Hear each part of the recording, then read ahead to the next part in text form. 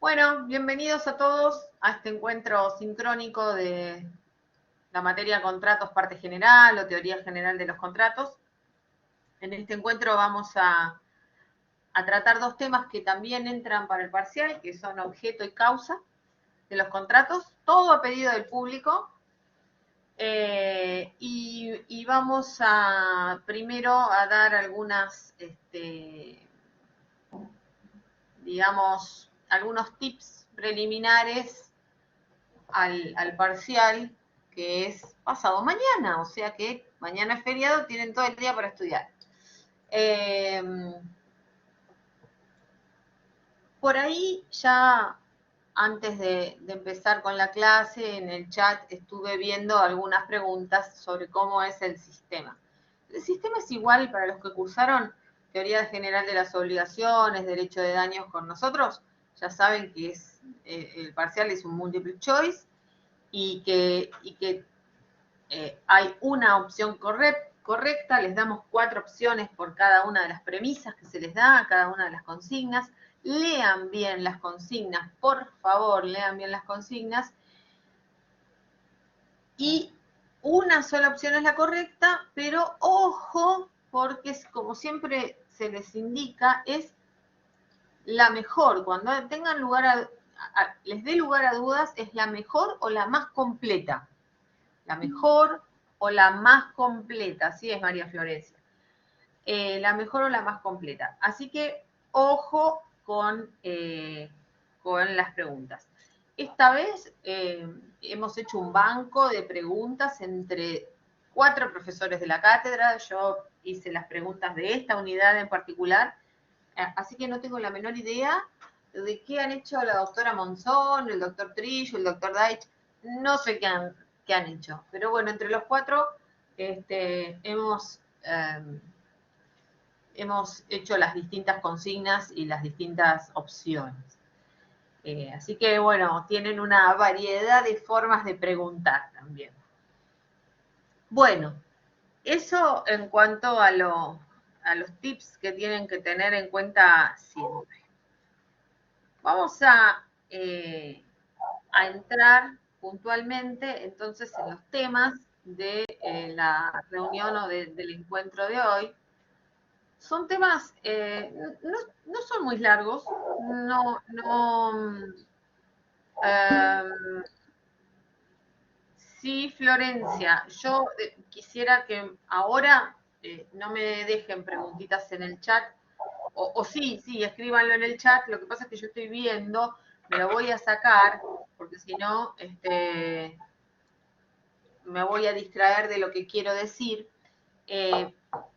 Ahí la pregunta, antes de que me olvide, sí la voy a contestar antes de entrar a tratar el tema de objeto y de causa. Y después voy a dar, cuando termine de dar la parte teórica de esta clase, voy a contestar las preguntas que haya en el chat o que me hagan de viva voz. Les decía, objeto y causa, no es una unidad muy larga, la unidad 7 del programa, es cortita, y también tiene un tratamiento breve dentro del Código Civil y Comercial de la Nación, aunque con remisiones a las cuales,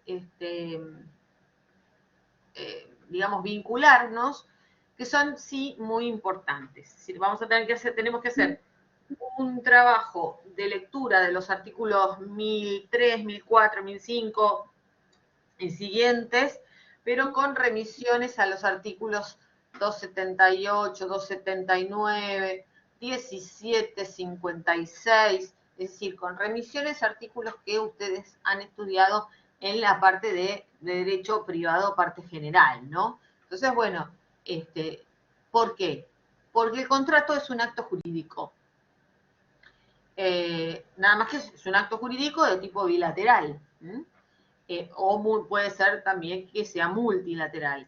Entonces, al ser un acto jurídico, están todas las remisiones al tratamiento que tanto el objeto de los actos jurídicos como la causa de los actos jurídicos se hace en la parte relativa a los mismos.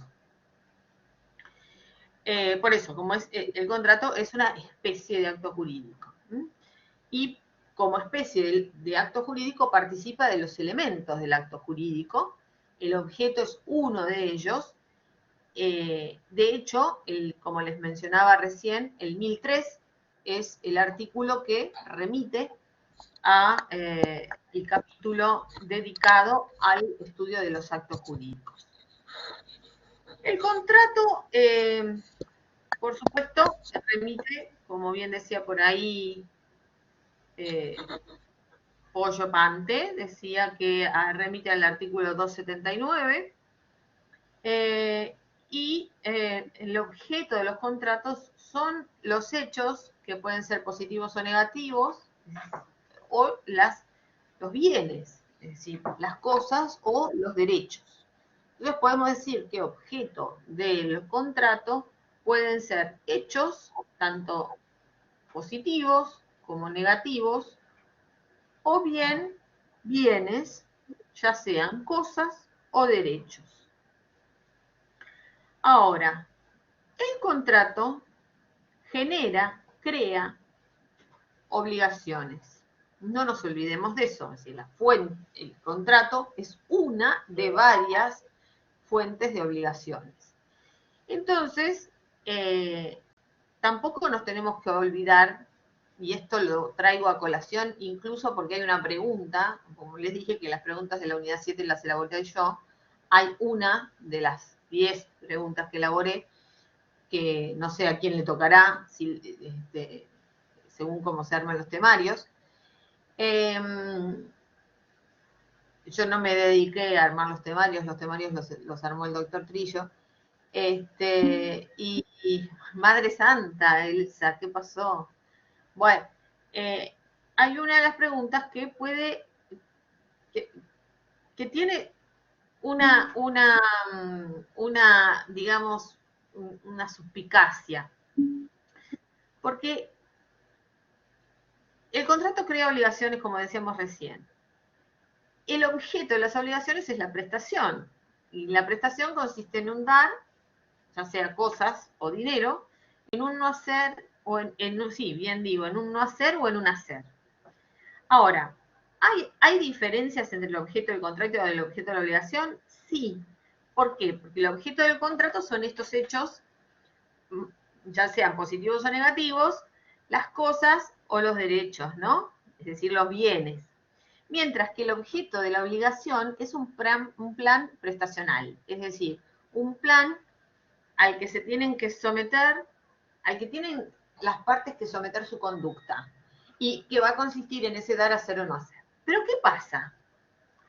Cuando vamos a estudiar los requisitos del contrato, nos vamos a encontrar que son los mismos requisitos que los de la prestación. ¿Sí? A ver, ¿cuáles eran los requisitos de la prestación? Pregunta de teoría general de las obligaciones. Lícita, posible, determinada y determinada.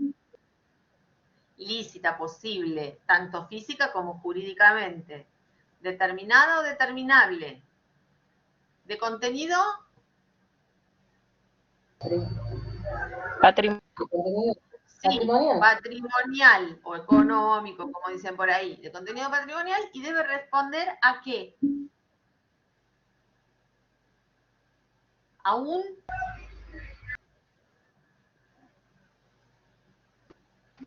interés. A un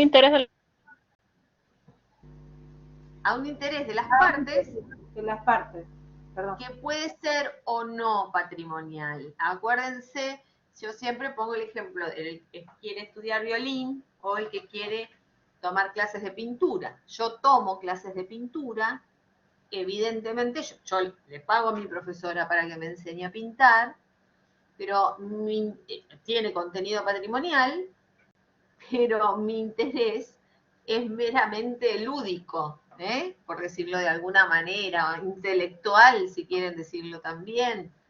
Es otro el interés, porque también en parte de eso que uno contrata con la profesora incluye visitas a museos para ver distintas exposiciones y aprender un montón de cosas. Entonces eso es extrapatrimonial, es cultural, ¿sí? No tengo un interés, mi interés no es patrimonial, aunque yo pague por ello, ¿sí? Bueno, entonces ahí les tiro la única que me acuerdo, honestamente, y es eso. Es una pregunta que se refiere al objeto de los contratos y hay una vinculación justamente con el tema de la obligación. ¿Mm? Así que atenti cuando la vean, a ver qué contestan, porque hay unas trampillas. Bueno, pero no, a ver, no son trampillas malas, sino para que piensen y vinculen y relacionen. Bueno, ¿dónde encontramos los requisitos del objeto de los contratos? En los artículos 1003 y 1004. A mí me gustaría, yo tengo mi código acá, porque yo tengo mi código de papel acá, ¿sí? Y lo tengo acá abierto en el 1003, en el 1003, en el 1004, en el 1005, es decir, donde se empieza a tratar. Pero también tengo un Word en la pantalla como más grande que lo que es esta letrita tan chiquitita que tengo acá. En realidad, en el 1003, lo que hace es remitir, por un lado, a la sección primera del capítulo quinto, título cuarto del libro primero, que es el de los actos jurídicos, exactamente, y después, punto seguido, dice que debe ser lícito, posible, determinado, determinable, susceptible de valoración económica y corresponder a un interés de las partes, aun cuando este no sea patrimonial. Clarito, más clarito, échale agua. Luego, en el artículo 1004, ya habla de los que son objetos prohibidos.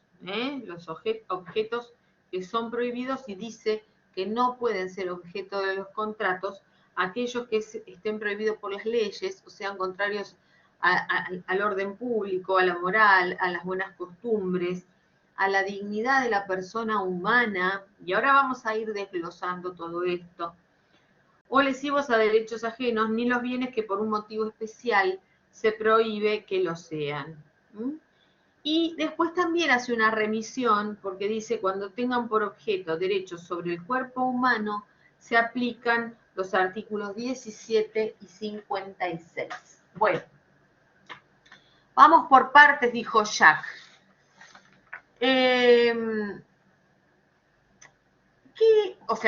Que tiene que ser lícito, lo tenemos creo que bien claro, es decir, no puede ser contrario a las leyes, es decir, tiene que estar acorde con aquello que las leyes por lo menos no prohíben, ¿sí? No digo lo que permiten exclusivamente, sino por lo menos aquello que las leyes no prohíben, porque recordemos que por imperativo constitucional, todo lo que no está prohibido está permitido, ¿verdad? Así que por lo menos digamos que no tiene que ser contrario a la ley. Tampoco puede ser contrario al orden público. Ahora, ¿qué es el orden público? Y estamos con ese concepto dando vueltas desde el primer año. Y la verdad que es como si pudiéramos llegar a decir después de tanto tiempo, imagínense ustedes primer año y yo este año van a ser 35 años de recibida, así que son 40 años. A ver, ¿cuándo empecé la facultad? Sí, 40. En el 82 hice mi primer año. Y estoy hace 40 años hablando del orden público y pensando y repensando el orden público. ¿Y qué es el orden público? Aquello sobre lo cual la ley dice que no pueden las partes disponer. Claro, es verdad. Las partes, o sea, son las normas indisponibles por las partes. Son aquellas que no pueden cambiar por su propia voluntad. Ahora, ¿por qué? ¿Por qué? ¿Porque al legislador se le antojó? Sí. ¿Y por qué se le antojó al legislador? Bueno, al legislador se le antojó porque en un determinado momento histórico, de un país, en un determinado momento social de un país, en un determinado momento económico de un país, se requería que alguna norma, alguna disposición fuera cuidada de tal manera de poder proteger al interés general. Entonces podemos decir que el orden público es fluyente, que está siendo resignificado permanentemente por la jurisprudencia, es decir, se va analizando los momentos históricos, los momentos sociales. Ahora te doy la palabra, Florencia. Los momentos sociales y los momentos económicos de cada situación y de cada país. Sí, Florencia.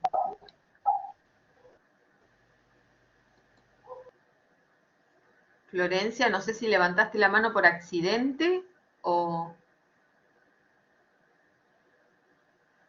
Parece que sí. Bueno, entonces no pueden ser contrarios al orden público tampoco, ni tampoco a la dignidad de la persona humana. Los derechos, no nos olvidemos los derechos humanos consagrados en la Constitución Nacional a partir del año 94 y la introducción en la Constitución Nacional de los pactos internacionales sobre derechos humanos y la famosa constitucionalización del derecho privado. No pueden afectar la dignidad del ser humano. Hay algunas normas que no sean las constitucionales, por ejemplo, la Ley de Defensa del Consumidor, o si hablamos siempre del contrato de consumo, ¿qué es la dignidad? Es el trato igualitario, no discriminatorio por cuestiones de raza, de religión, de apariencia física de una persona, ¿sí? Entonces, bueno, hay que preservar esa dignidad del hombre aquí, en nuestro país, y en cualquier otro país del mundo. Si nosotros nos ponemos a leer algún documento, por ejemplo, de la Unión Europea, como estuve leyendo hace unos días, con motivo de un proyecto de investigación que está haciendo la cátedra en la universidad sobre inteligencia artificial, bueno, las directivas del Parlamento Europeo sobre cómo regular la inteligencia artificial justamente hablan mucho de esto de la dignidad de la persona humana. Es decir, no es que hablamos acá en nuestro limitado, aunque extenso, territorio de la República Argentina, sino que trasciende las fronteras. Bueno, ¿qué pasa con, por ejemplo, los derechos fundamentales, ¿no? Los derechos sobre el propio cuerpo? Y ahí tenemos que ir a los artículos 17 y 56 del Código, cuando se habla de persona. Ustedes saben que, a ver, cuerpo humano no es una cosa, pero hay partes que son renovables, ¿no? Del cuerpo humano y pueden ser transformadas en cosas. El pelo, por ejemplo. Yo puedo cortar mi pelo, bueno, ya más no, más que esto no. Pero hay chicas que se dejan crecer el pelo, van a la peluquería, piden que se los corten, ¿y qué hacen con ese pelo? Y, por ejemplo, puede ser objeto del contrato de donación. Lo pueden donar, lo venden o lo donan, dice María Florencia. Lo pueden donar, por ejemplo, a una ONG que hace pelucas para señoras que están, que se les cae el pelo por una quimioterapia, por ejemplo. ¿Sí? Entonces ahí se transformó en una cosa y puede ser objeto del contrato. Lo mismo ocurre con los gametos. Dios mío, y estamos en una universidad católica y yo creo que tenemos que ponernos a pensar si los embriones son cosas o no son cosas. No lo tenía anotado aquí en mi esquema de clase, en mis apuntes de clase, pero es un tema que a mí particularmente me preocupa bastante. Y claro, Silvia, un banco de embriones, hay bancos de esperma. Tema muy difícil, Paola, sí lo hay, muy difícil. Entonces, yo no tengo una opinión formada al respecto.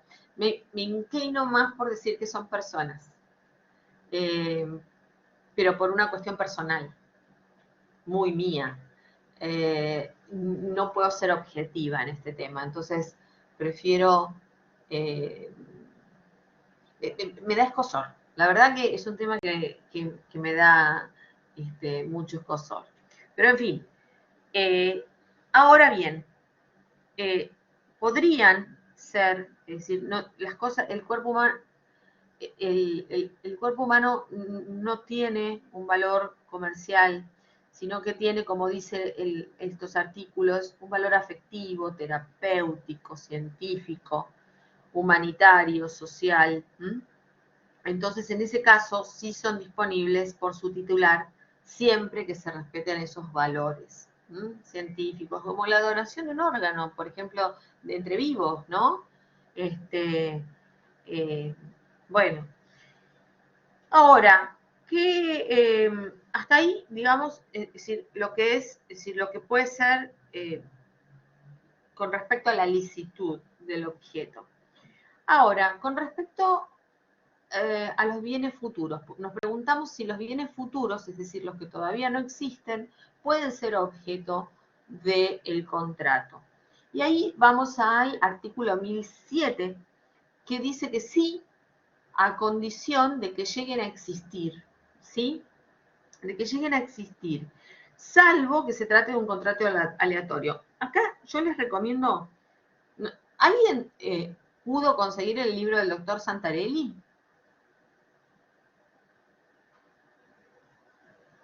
No, sí, dicen que sí, no. No, yo en Salta estuve en la Universidad Católica y no lo tienen. Estaban pidiendo la Buenos Aires. Yo lo pedí, pero lo pueden tener online. Lo pueden tener online. Yo pedí para que lo pongan en la biblioteca en casa. O sea, para que los... Bueno, la universidad... Acá en Salta. Lo que pasa es que hay una época del año en la que se pide... Yo lo busqué, estaba en Mercado Libre. Sí, pero aparte, Paola, se puede comprar en la editorial directamente. Si lo quieren comprar. Si lo quieren comprar, se puede comprar directamente, no en Mercado Libre, sino directamente en la tienda online de la editorial. Claro, ahí Raúl está diciendo que lo pudo comprar en la editorial. Sí, son 2 tomos, pero no son 2 tomos para esta materia sola, son 3 materias. Tiene teoría general de las obligaciones, tiene daños y tiene parte general de contratos. Está bien, y tiene casos, profe. Paola. El del doctor Santarelli. ¿Cómo? Te muteaste, Paola. Que sí el libro del doctor Santarelli trae casos como ejemplo. Bueno, cuando él expone un tema, pone ejemplos, pero no casos. Trae ejemplos. No es casuístico. Pero lo que les quería decir es que está muy bien tratado, todo esto está muy, muy bien tratado, y justamente acá, con el tema de los bienes futuros, ahí hace discierne entre si el contrato es conmutativo o es aleatorio. Si el contrato es conmutativo, es un contrato que está sujeto a la condición de que esa cosa llegue a existir. En cambio, si el contrato es aleatorio, bueno, es aleatorio. Y se puede poner, Mónica, se puede poner como material en la plataforma siempre y cuando la universidad lo adquiera a la editorial y lo suba a la biblioteca. Pero no como material, esto tiene derechos de autor y derechos de editor. No estamos hablando de Creative Commons, sino que estamos hablando de copyright. Bueno, Y les decía entonces, ahí él pone el ejemplo de la compraventa, es decir, que el código después en otros artículos, en el 1131 también trata en la compraventa de bienes futuros, y en el 1192 la locación. Es decir, son bienes que todavía no existen. Ahí te piden, Carolina, subiría, si podés mutear tu micrófono, porque se escucha a tu perrito o al perrito del vecino ladrar. Gracias, muchas gracias. No, quédate tranquila, a mí me pasa lo mismo con la perra de mi vecino cuando doy clases desde mi casa. Quédate tranquila. Bueno, entonces, los bienes futuros son aquellos bienes que todavía no existen, pero que pueden llegar a existir.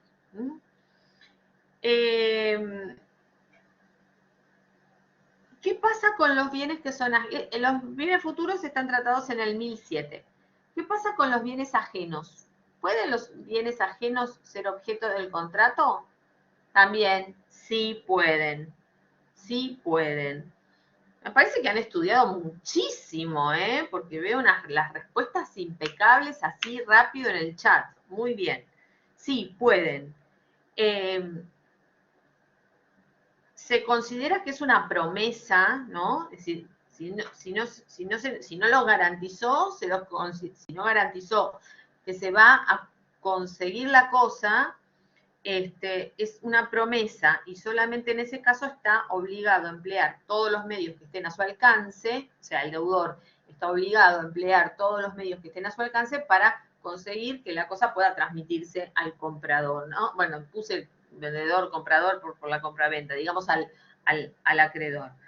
Y si no, va a tener que responder por los daños y perjuicios, ¿no? Eso, la consecuencia es esa. Ahora, si el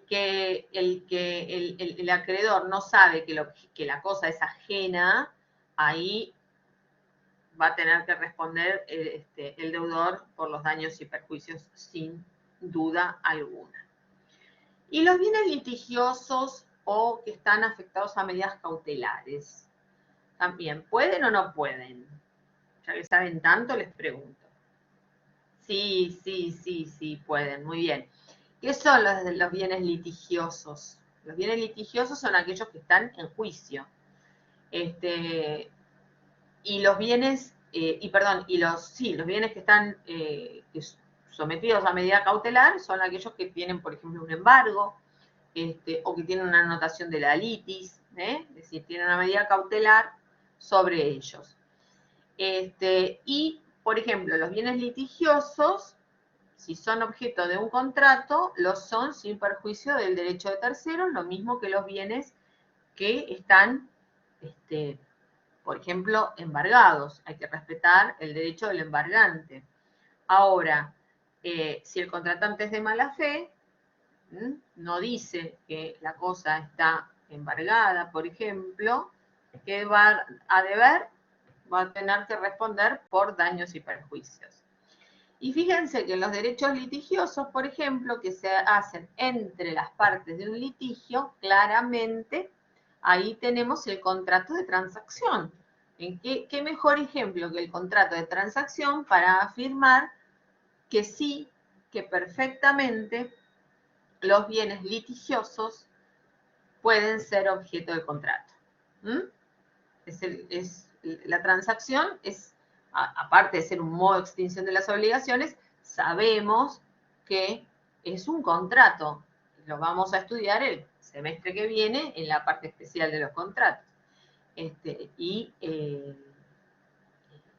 Justamente el objeto de la transacción son bienes litigiosos o derechos litigiosos o dudosos.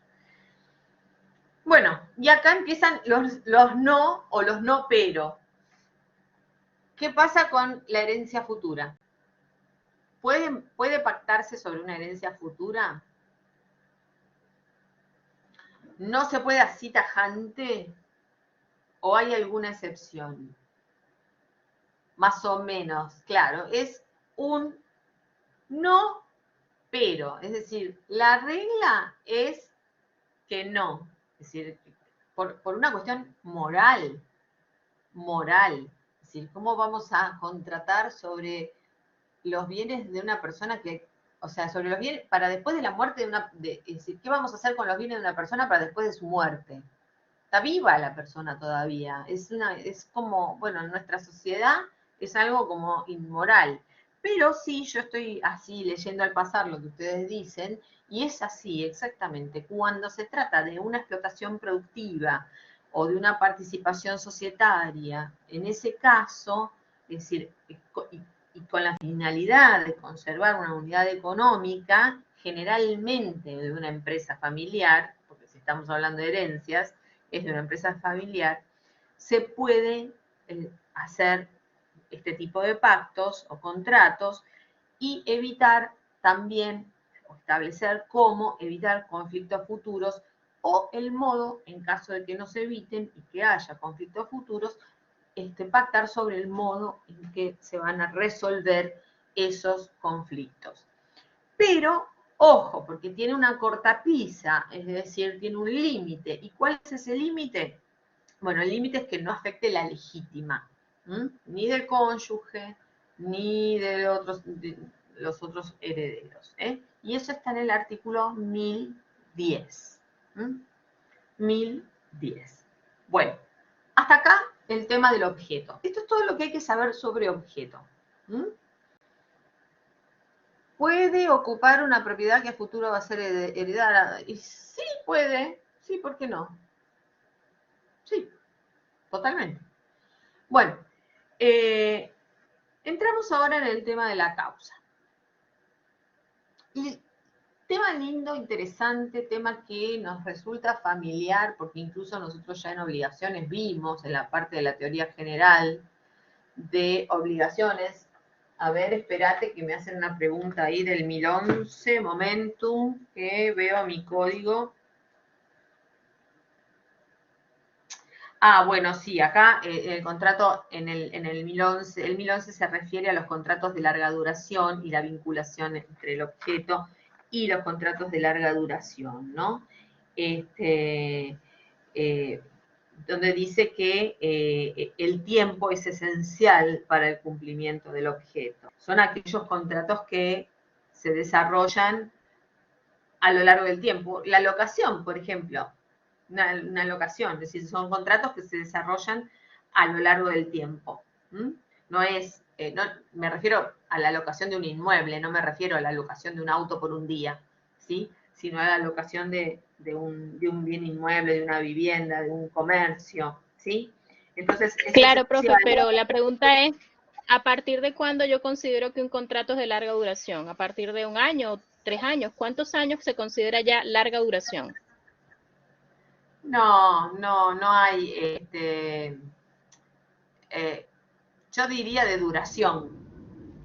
No es a partir de la duración. Es decir, un contrato en el cual el tiempo es vital, es decir, es un contrato que está pactado, que no es instantáneo, que no es de cumplimiento instantáneo.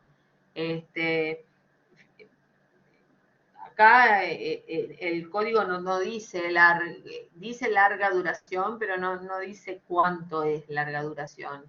La renta vitalicia también, Silvia, Sonia, es verdad, la renta vitalicia. Son contratos cuyo objeto se va ejecutando a lo largo del tiempo. Por ejemplo, una construcción, un contrato de obra para salir de la locación, bueno, ahí pusieron renta vitalicia y está bien. El contrato de obra, el contrato que contrata un arquitecto para que me haga la casa. Es decir, son contratos que necesitan del transcurso del tiempo para que se pueda cumplir el objeto del contrato. Lo que no es lo mismo, Paola, que, por ejemplo, en una compraventa inmobiliaria, yo hoy firmo un boleto de compraventa y pongo que la escritura la voy a hacer a los 90 días. Eso no es un contrato de larga duración. Los contratos de larga duración podríamos decir, sin establecer un número de tiempo, o de meses o de años, pero podríamos decir que son aquellos que requieren para el cumplimiento del objeto el transcurso del tiempo, que el mismo se va a ir desarrollando a lo largo del tiempo. Raúl, levantaste la mano. Sí, profesora. Una consulta. Los contratos, cuando tienen un tiempo preestablecido, como por ejemplo el caso de que usted cita la remodelación de una casa, puede tener, y en el mismo contrato puede especificarse que puede haber una expansión de tiempo determinada, ¿o no? Vale decir, puede tardar un año con un tiempo a 90 días. Después, lógico, para llegar al plazo perentorio hay que dar, después del tiempo de los 90 días, otro plazo igual. ¿O estoy equivocado? ¿Me explico lo que quise diga el contrato? Me explico lo que quise preguntar. El contrato, por ejemplo, guarda un año. Entonces se agarra y se estipula de que puede tener más o menos un retraso o avance de 90 días. El avance no va a ser el problema va a estar en el retraso. Que esté en el retraso de 90 días. Está bien. Pasados esos 90 días, lógico que por una cuestión, vamos a decir, tácita, legal, al día 91 no puedo hacer el reclamo. Pero como usted dijo que esto es ambiguo, y que tiene una determinada, la limitación la da vamos a decir, el que genera el contrato. ¿O estoy equivocado? No, lo que yo digo que es, primero que no utilicé la palabra ambiguo, sino que lo que quiero decir es que no hay una definición en el código de qué es larga duración, sino que son aquellos que... A eso justamente me refiero. El término largo lo termina preestableciendo la persona que realiza el contrato, no la que se compromete. Los contratantes. Correcto, muchísimas gracias. Y los contratantes pactan también la posibilidad, como vos decís, que haya un plazo ponele, en las construcciones es muy lógico por las cuestiones climáticas. A eso me refería, justamente por eso. Claro, y ni te cuento con la pandemia. Más vale. Ni te cuento. Hay un montón de emprendimientos inmobiliarios que se había pactado que se iban a entregar en una fecha y al final después no se pudo cumplir, obviamente. Y en estos casos, como usted menciona el tema de la pandemia, ¿no hay ningún carácter de tipo excepcional para la persona que tiene que cumplir el contrato? No tiene que responder por ningún tipo de daño. En cambio, si fuera el caso que vos pones un año más 90 de gracia, por claro. cuestión, ahí sí. Está. Ahí muchísimas sí. Gracias. Claro. No, por favor. Bueno, bien, vamos a la causa. Bueno, ¿qué es la causa? La causa ya les decía recién que nosotros estamos hablando de ella desde que veíamos un poco la parte general, la parte de teoría general de las obligaciones.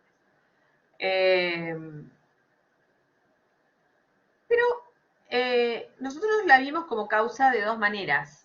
¿Cómo que la vimos a la causa?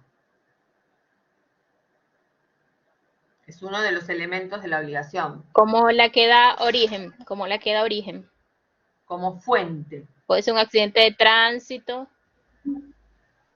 Claro. Y después hay una causa que hace al fin, que me ponen ahí el fin inmediato, ¿no? La causa fin, como fuente o como finalidad. Es decir, la causa fuente y la causa fin. Bueno, en el contrato hablamos de esta última, de la finalidad. Hablamos de causa fin. Entonces, podemos decir que, en definitiva, la causa hace a la utilidad,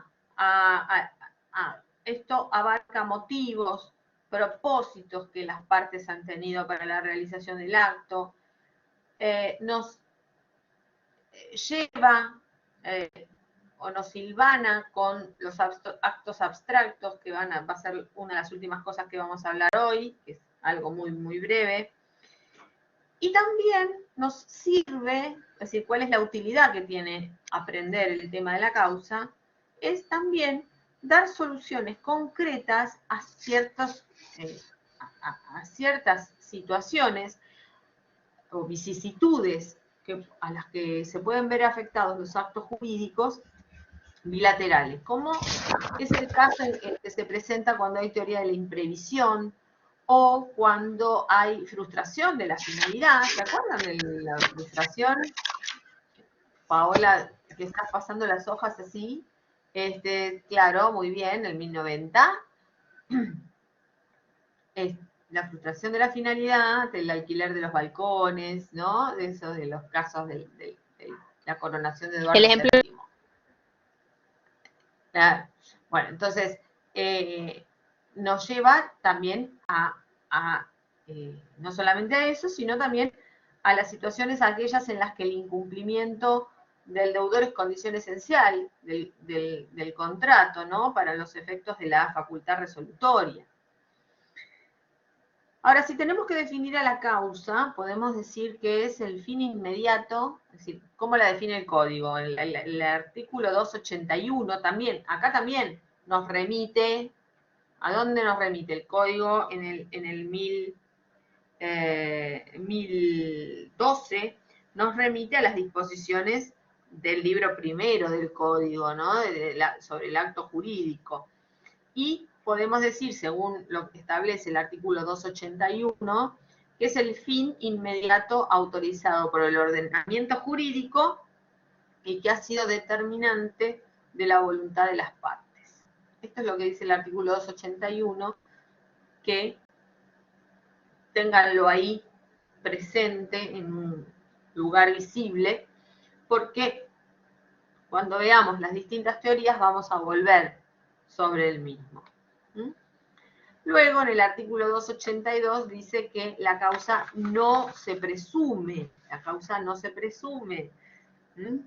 Existe aunque no esté expresada. Bueno. Hay otra preguntita, una o dos preguntitas sobre las teorías. Las teorías son...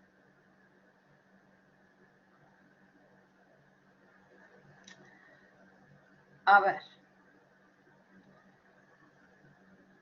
Yo sé que son tediosas las distintas teorías. No me acuerdo, Paola, la pregunta. No, y no las hice acá, no las hice yo estoy en el estudio ahora. Las hice en mi casa, así que no las tengo en esta computadora. No, qué miedo, por favor, miedo hay que tenerle a otras cosas, no un examen. Un parcial, por favor, y todavía falta el recuperatorio, así que tienen otra chance.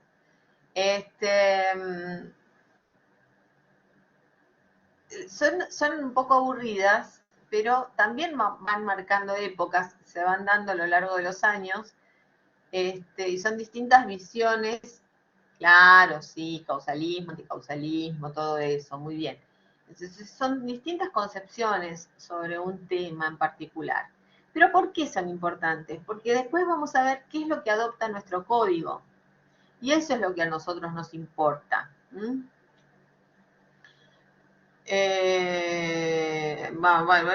distrae, me sale el cartel del chat y me distraigo.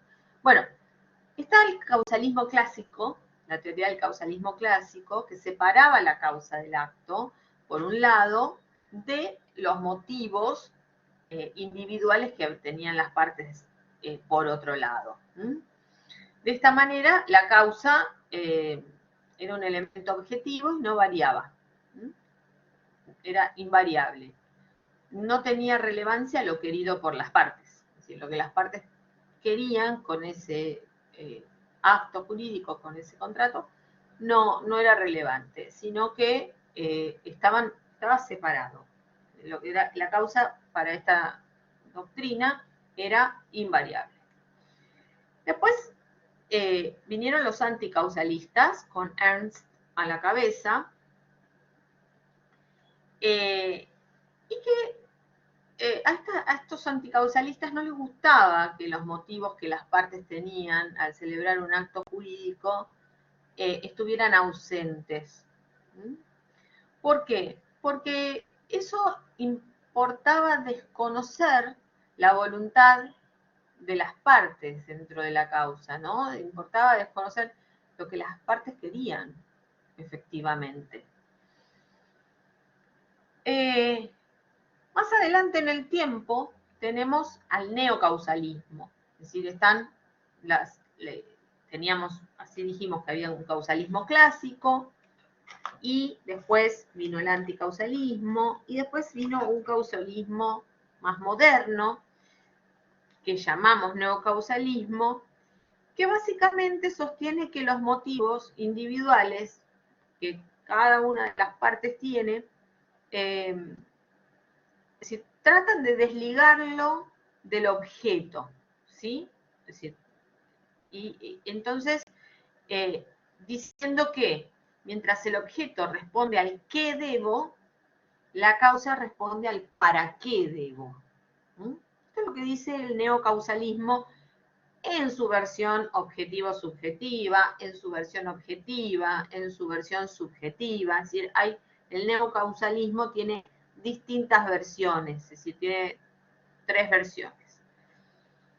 Y hoy por hoy prevalece la doctrina o la teoría del sincretismo causal. Sincretismo causal. Ahí voy, Paola. Voy a la del sincretismo causal, que es la que está receptada en el Código Civil y Comercial de la Nación, en el artículo 281, por eso que les dije, ténganlo ahí en la vista, el 281, el 281, déjenme que lo voy a mirar acá, porque lo tengo más rápido y más visible que acá. ¿Qué dice? Lo leemos textual. La causa es el fin inmediato autorizado por el ordenamiento jurídico que ha sido determinante de la voluntad. Punto. También integran la causa los motivos exteriorizados, cuando sean lícitos y hayan sido incorporados al acto en forma expresa o tácitamente, si son esenciales para ambas partes. A ver, ¿qué es lo que ocurre? ¿Qué es lo que ocurre? La causa objetiva es el fin inmediato que determina la celebración del acto. Es el propósito recíproco que tuvieron las partes cuando celebraron el contrato. Pero hay otros que son los motivos que cada uno de ellos tiene al celebrar el contrato, que se pueden incorporar y terminan causalizándose. Por ejemplo, en el contrato de compra-venta hay una finalidad que es objetiva y clara para ambos. Uno es adquirir el dominio de una cosa a cambio de un precio, y el otro tiene interés en trasladar ese dominio y a contraprestación quiere el precio. No varía, es inmutable, es así en todos los contratos de compra-venta. Pero hay motivos subjetivos que cada uno de estos partes del contrato tiene. Si yo los ingreso a la causa, ahí adquieren relevancia jurídica. Por ejemplo, y tienen que estar exteriorizados. El ejemplo que nos decía el año pasado en el posgrado de negocios inmobiliarios el doctor Mariano Esper, con el tema de la locación y todo el lío con la ley de locaciones y todo eso, ¿no? Y que todavía no lo han resuelto. Se dieron cuenta que es malísima la ley de locaciones y ahora la quieren reformar y todavía no se pusieron de acuerdo. Bueno, pero él nos decía, cáusenlo. Es decir, ¿qué nos quería decir con cáusenlo? Pongan en el contrato por qué, para qué. Pongan para qué quiero esto. Pónganlo. Cáusenlo. Entonces ahí vamos a ver que están esos motivos individuales de cada uno de los contratantes, están exteriorizados en el contrato. Entonces se causalizan. Este es el régimen que adopta el Código Civil y Comercial de la Nación. Esto en cuanto a las teorías. Bueno, ya les dije que la causa siempre se presume, eso lo dice en el acto jurídico, el artículo 282, y que si la causa cabe mencionar que si la causa expresada no coincide con la verdadera, igual no es ilegal porque, es decir, el contrato no va a ser nulo porque siempre hay siempre y cuando la verdadera causa sea lícita, la validez del contrato se mantiene. Bueno, ahora hay actos que, en razón de fundamentalmente del tráfico mercantil, son actos abstractos, es decir, desvinculados de la causa que les dio origen. Los mejores ejemplos los podemos dar en los papeles de comercio, en los títulos de crédito, en la letra de cambio, el cheque, el pagaré, letra de cambio, pagaré, cheque, ¿sí? Esos son actos abstractos. ¿Por qué? No importa el motivo por el cual alguien emite un pagaré. No importa si es por una compraventa o por un préstamo de dinero. No importa. Se desvinculan de la causa. En principio. Hay una excepción. Concurso, quiebra.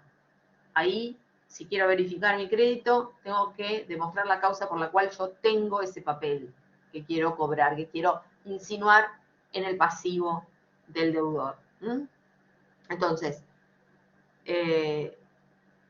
estos actos abstractos lo que implican, fíjense, yo voy a decir una cosa muy difícil de entender, no sé si ya vieron Procesal o si están viendo Procesal, pero esto tiene que ver con las defensas que pueden las partes oponer en el juicio. Están, claro, las excepciones son limitadas y no son causales. Hacen a, por ejemplo, la falsedad de la firma, por ejemplo, la falta de requisitos, la inhabilidad de título, es decir, hacen a esas cuestiones, pero no al motivo. ¿Puedo debatir el motivo? No, la incapacidad, no, porque tampoco, porque incluso dice que si la ley, tanto la de letra de cambio y pagaré, el decreto 5965 del 63, como la ley de cheque, establecen que si hay firmas de personas incapaces de obligarse cambiariamente, no importan la invalidez del acto, del resto, ¿no? Del resto de los firmantes. Quedan comprometidos igual. Entonces, ojo, porque si yo quiero tratar el tema de la causa, y soy el deudor, tengo que pagar ese juicio ejecutivo primero y después iniciar un juicio ordinario por un tema de debate de causa, para poder debatir la causa. ¿Sí? Bueno, si la causa faltare, es decir, la causa tiene que estar desde el momento de formación, durante la formación, en la celebración y durante la ejecución del contrato. Si la causa falta, el contrato va a ser nulo. Lo mismo si la causa es ilícita, contraria a la moral, buenas costumbres, orden público, también el contrato va a ser nulo y de nulidad absoluta. Bueno, a ver, en mis apuntes no me queda nada pendiente. Entonces, ¿qué hemos visto? Para hacer un pequeño resumen. Primero vimos el objeto.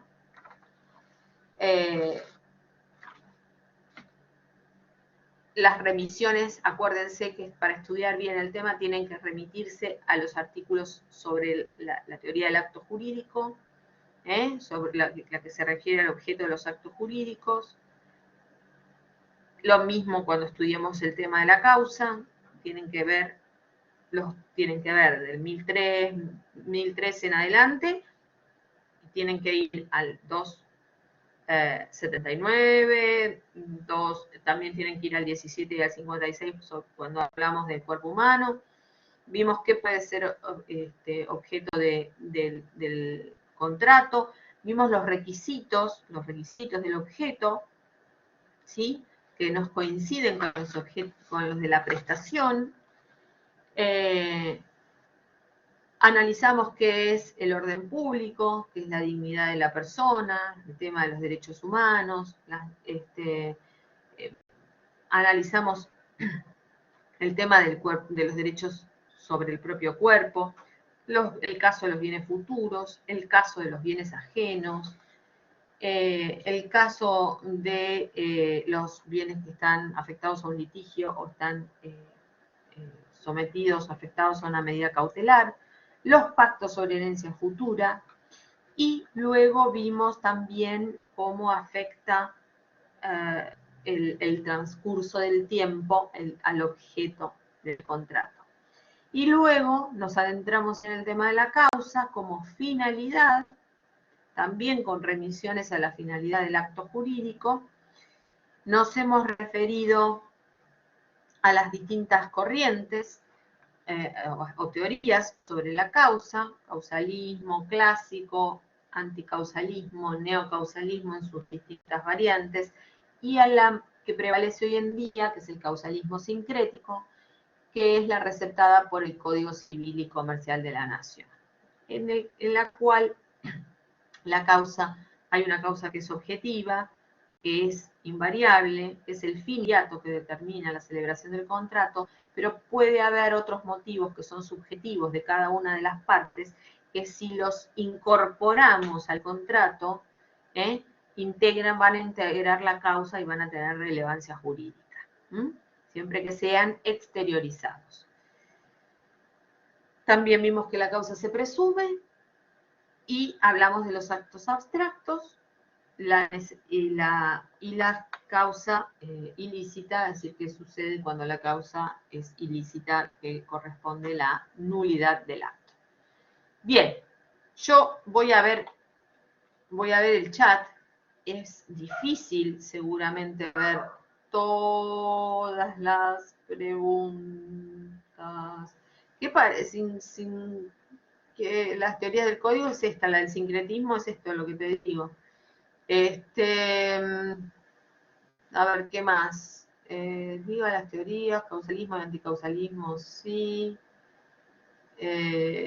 Acá dice Benjamín, dice, para los que no hayan visto el profe, Trillo seguramente, puso un ejemplo de pregunta del parcial en el foro, en la parte de consultas. Bien.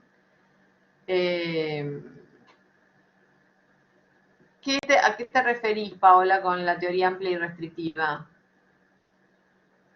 ¿Dentro de dónde? ¿Dentro de cuál? Que en el tema, creo que es 1, se hablan de las teorías, de cuál es la teoría amplia, la teoría restrictiva. La teoría amplia es la que sigue el código, la restrictiva era yo consultaba si esas teorías de la causa eran la misma, pero no, ya me... Ajá, ok. Muy bien. No, porque estoy mirando, no tengo más. Decía que había un montón de preguntas, pero no tengo más. Bueno, no sé si tienen ustedes alguna consulta. Alguien me había preguntado en algún lugar del chat, me pareció, que me preguntaban por el trabajo práctico. Sí, yo, el trabajo práctico también lo hizo Trillo. No tengo, no lo tengo, si no les estaría dando una devolución, pero como hicimos hasta ahora, las devoluciones las hacemos de manera general porque es absolutamente imposible hacer devoluciones individuales, así que van a tener una devolución general por parte de él, ya sea con un video, con un encuentro en especial o con alguna nota que coloque él en el foro general para todos. Como ustedes ya saben, ya nos conocen, trabajamos igual en todas las materias que conformamos la cátedra. Bueno, jóvenes, ya son las 20:10, nos ha llevado 1 horita este encuentro. Para que quede grabado no me tengo que olvidar de detener la grabación, así que voy a proceder a ello en este mismo momento.